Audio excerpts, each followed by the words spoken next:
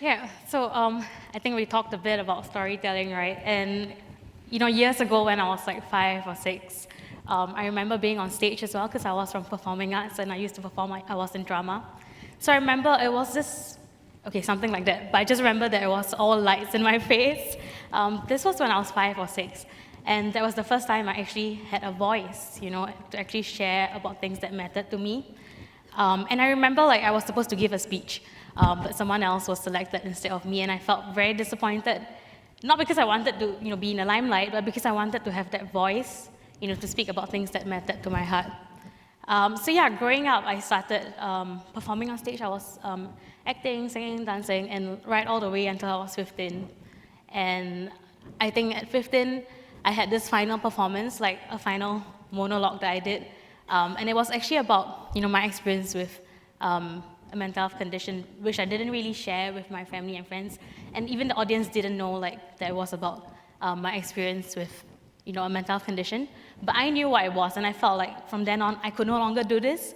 Because to others, it might be me telling a story, but to me, it was real. It was my story. And so I told myself, I'm never going to step on stage again. And that was when I was 15, and that was my last performance. And yeah, so I think I was diagnosed when I was 17 with bipolar disorder. And, this 10 years, it's been 10 years, so this 10 years I was not really, I think I forgot who I was, and my strengths, my talents, even performing and how I used to love it so much. And now, being here today, 10 years later, I feel like it's come full circle because I never thought that I would be on stage sharing again. But yet here I am today. And this is not the only thing, because when I was diagnosed and I was still studying in school and all that, I was told to drop out of school, because people think that when you have a mental health condition, you can't achieve the dreams and goals that you have for yourself. So people told me to drop out of school, but I did not, mainly because I knew that this was what I really wanted to do, and I was already halfway there. So I didn't listen to what others were telling me. And I lost friends because they felt like I was not strong enough. And they said this not to me, but just behind my back. But I think that people who matter will always be there in life, and that's what I've realized as well. And through this 10 years, I've also heard professionals tell me that we're really trying our best, we can't really help you anymore. So it felt like everyone was giving up on me one by one. And that feeling of, when you're already going through a mental condition, you feel very hopeless, helpless, and that life is meaningless. I call this all the less.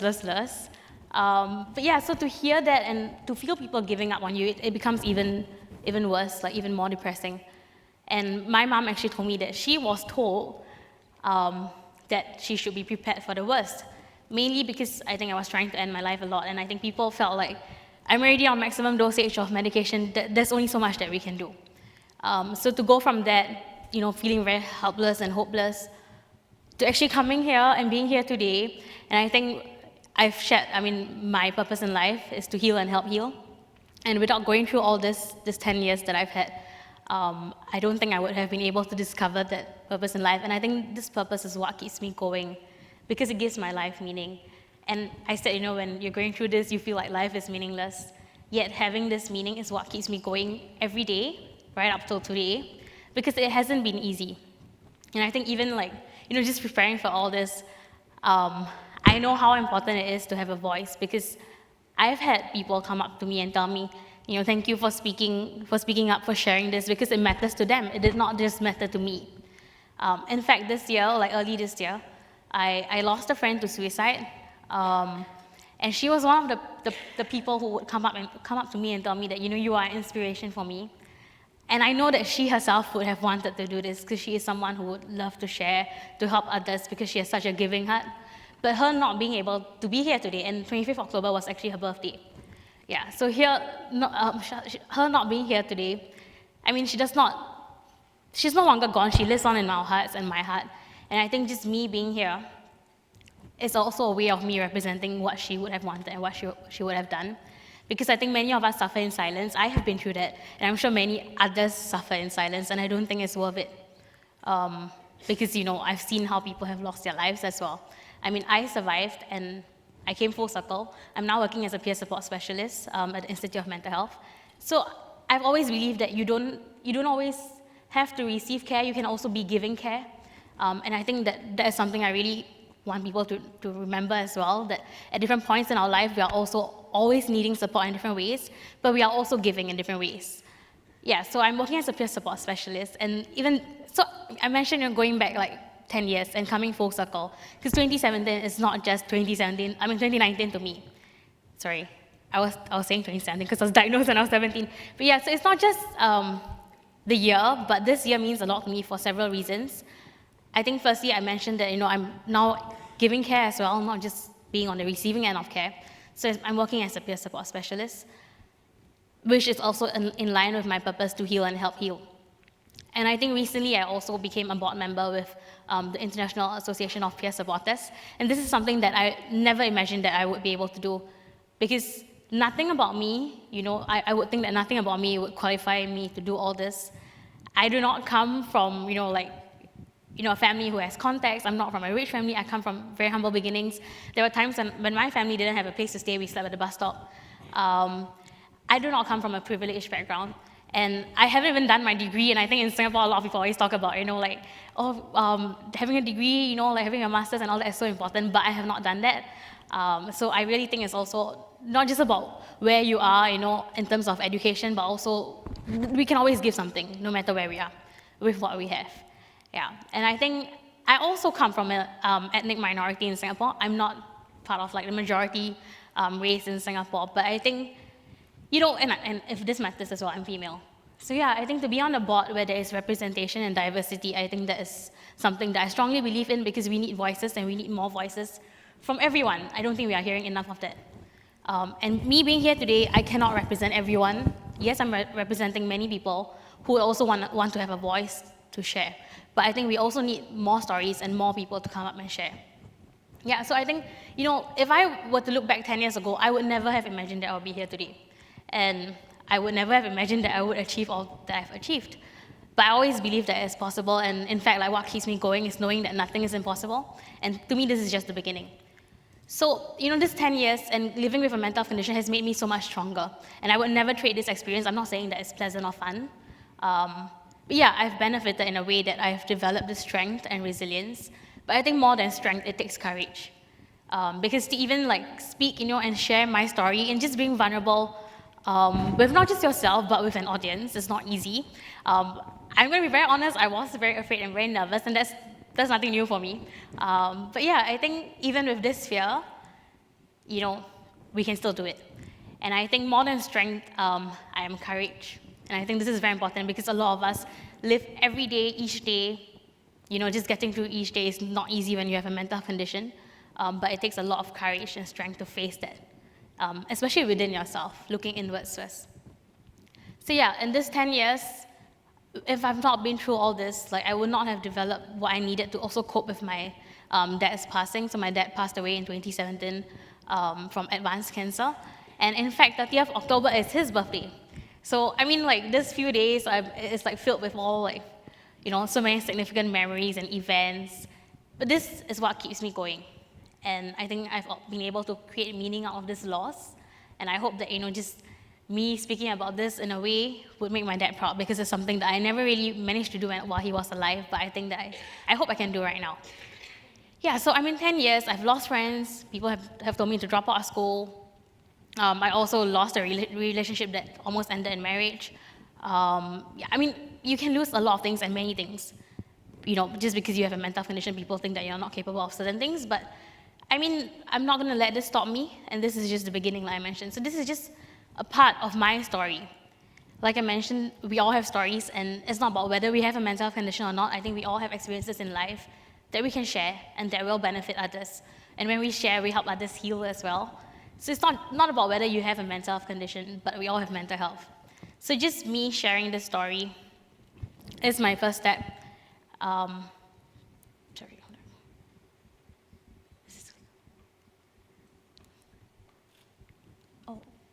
The slides.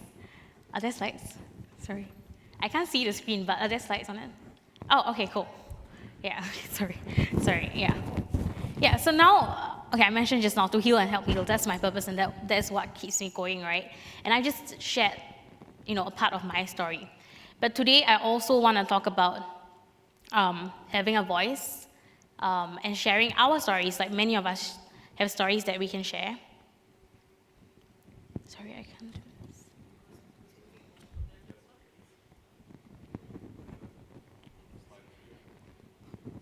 Yeah.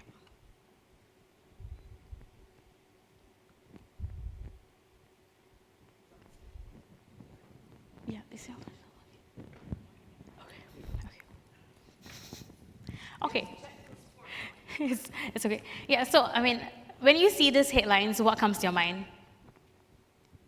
I don't know what emotions come up to you, because I have a few words that I will use when I see such headlines. Anyone wants to share like how you feel when you see headlines like that, or when you hear things like that? Ignorance? Anything else? Like what emotions does this bring up within you? Anger? Fear. Anyone from here? Frustration. Yeah, so I mean, a lot of us relate to such emotions, and personally, I've also felt anger, fear, things like that when I see headlines like that. Because these are headlines about me, people like me, and it's not always true. Which is why I think, the more we share, the more we make our voices be heard, we also share the truth and more positivity. So yes, I'll talk about media coverage. I'll go into that a little bit, because mainly, because my background is in communications and journalism. I was also drawn to journalism because of, this need to bring forth voices and to have a voice. Yeah, so I think that the media can also be an agent of social destruction. And I say this because negative reporting or irresponsible reporting or even skimpy reporting like this can actually prevent people from help seeking. I'm sure a lot of us know this. But it can also reinforce or even increase negative stereotypes about people with mental conditions. Yeah, so when you see headlines like that, these are some of the implications that it can have within society, and it can also contribute to stigma within self. Things like, I can't work because I have a mental condition. I can't have a relationship because I'm not good enough, or I can't even go out for lunch, and I have no strengths, only weaknesses. And these are real things that I've heard in my work as a peer support specialist. So these are actual things that the peers tell me. And things like, I have no strengths, only weaknesses. Where is this coming from? And why do we feel that way about ourselves? And I think a lot of it is also fueled by stigma within society, which can also be perpetuated by media coverage, media representation that is not responsible. I'm not saying that the only cause of this is the media, but of course it plays a very important role in our society. So yeah, things like that, creates the othering. And you feel like I'm different from someone else just because of this label that I have. And in fact, it probably says that I'm not human, I'm not like you, just because I have this condition. And it also contributes to stigma within society. So yeah, this is also an actual quote, or like someone actually told me this, a peer that I was also supporting. And he told me I have 3 problems in life: family issues, work stress, and also ostracization. But he mentioned that the worst of it is ostracization. And I think this says a lot, mainly because all these other things that happen in our life affects us. But to not be included and to be kept away or even like discriminated in society, it is very painful. And I think this is also why he said that, and I also could relate to that. And this was also another real example that I had and I came across. So this was after work. I was going back one day, and I just took a cab. And just as soon as I got in, the driver told me, who are these people and where are they coming from? And actually the patients were coming down from the wards. And he said that, but nothing about them, said that they were going to go and smash someone's car. I mean, they were just wearing like shorts and t-shirt, and just like not even like the uniforms that you wear in the hospital, and they were just walking. And so he asked me like, what are they doing outside? Why do they even need to be outside? And I told him like, they're just going to have dinner, anything like you and I would do. But he felt like they were going to go come smash his car. So then when I heard this comment, I asked myself, where is this coming from? And how did he even get this perception? Because it's scary to hear things like that. Like nothing about the person says that they're going to harm anyone else, yet this other person feels that way. And so I often think that part of it also comes from media coverage, of course. And the other thing that the media can do is also be an agent of change. So through responsible reporting, things like accuracy, and I think a lot of our reports until today, even in Singapore, we have issues with reports that are not accurate in terms of the content. So like fact-checking is of course very important, but also balanced reporting in giving voices to voices that you never normally hear of. So things like diversity and interviewing people, your sources, who you would not normally see or hear of, because we might not always get interaction with people, but I think the media representation and media coverage is one way that we actually get to, in a way, interact with people that we might not normally get to interact with. So I think there needs to be better coverage, of course, balanced coverage, and also like balance not just in sources, getting sources in terms of diversity or representation, but also in terms of having views that are balanced. Because I think a lot of our media coverage is very negative, and when you read of a report that is about mental health, like what images usually come along with it? Because things that I've seen are usually dark and gloomy, or even staged. Like someone sitting in the corner, crying, looking down. It's always the same thing. And I think we need new, fresh perspectives, new narratives as well. Yeah, so this was one article that was recently covered in Singapore. And I think this is one form that the media gives voice to voices often unheard. And I think that is so important.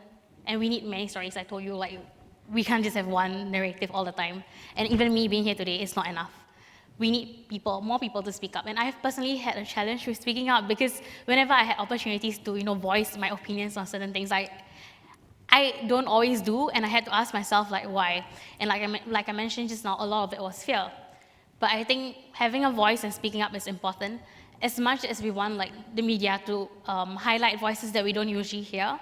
It's also about us, making our voices heard. And when we speak and when we share, we also start to heal, because it is empowering when you share, and there is power in living your truth. So what can you do? There is power in speaking your truth, and some of the examples that I'm going to share are things that are going on in Singapore. Yeah, so these are things that individuals, youths have done in Singapore, and a lot of it are ground up. So it started with them, like doing things themselves, not always having funding or support, and even with things that you can find wherever you are. So things that you have that you can use, like things like new media and social media. I'll go into social media later, but yeah, so like the use of new media. So Nicole actually started this website, the Tapestry project, to share stories about people with mental health conditions.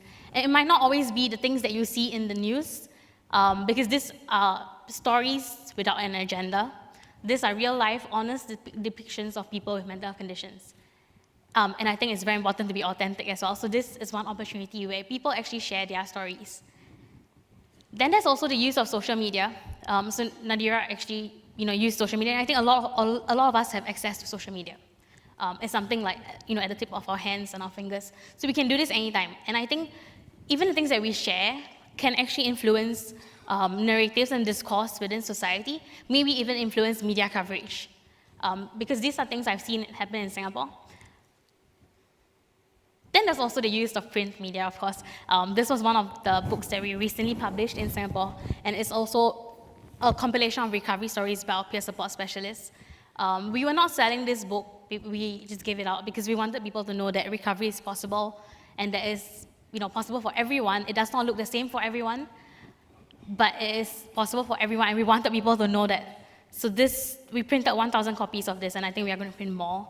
And this highlights stories of people from all backgrounds and with different concerns as well. Mental health concerns, substance use, even trauma, sexual assault, abuse. Yeah, so everything and anything, like we try to include all stories as much as we can, because we wanted to also maintain that diversity. And then, of course, these are some opinion editorials that I wrote.